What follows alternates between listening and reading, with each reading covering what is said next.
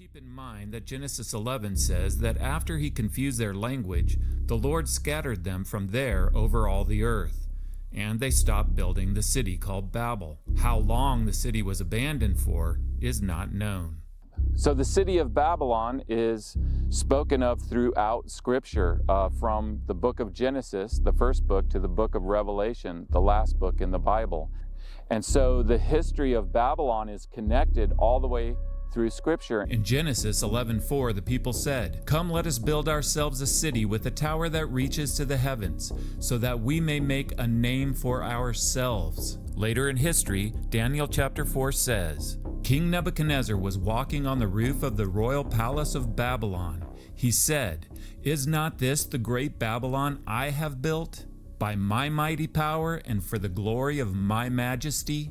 Of his view of the city, what would have stood out the most would have been the tower he had built with a temple on top of it.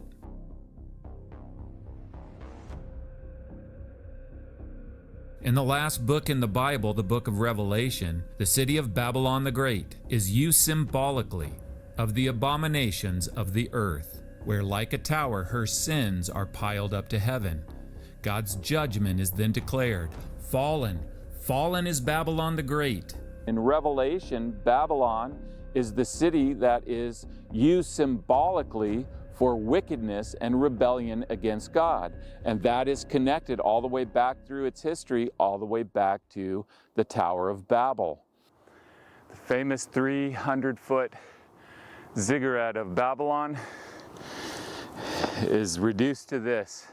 Even though it's not much to look at, as far as having magnificent ruins or something like that, it is quite staggering to look at to understand the judgment of God. This is the magnificent ziggurat of history and antiquity. This is the one that was so impressive. And isn't it ironic that through God's judgment, it has literally been brought down to nothing? And so this is what a ziggurat is. Of course, this is a symbol of man thinking that he can work himself into favor and relationship with God. A ziggurat gets three things wrong. It gets wrong who God is, who man is, and the link between the two, how the two can be connected. And so in this concept of things, there's not very much separation between the God that's being worshiped and the people themselves. It brings God down and it elevates man up. And so in this concept, you can actually make a stairway to heaven. You can actually make a stairway that leads up to the place where the God that's being worshiped dwells. Anybody that comes from a biblical worldview looks at this and it's absurd. The biblical account teaches us that God is holy, that God is righteous, that man is fallen and sinful, and so the separation between man and God is this huge void that can't be crossed. There's nothing that man can do to cross that void of separation between man and God. If it's going to be crossed, then it's going to be the work of God that accomplishes that. In order to be with God, God has to come down and do the work. And so the stairs, the way that we can be in relationship with God is Christ himself. And Christ came down.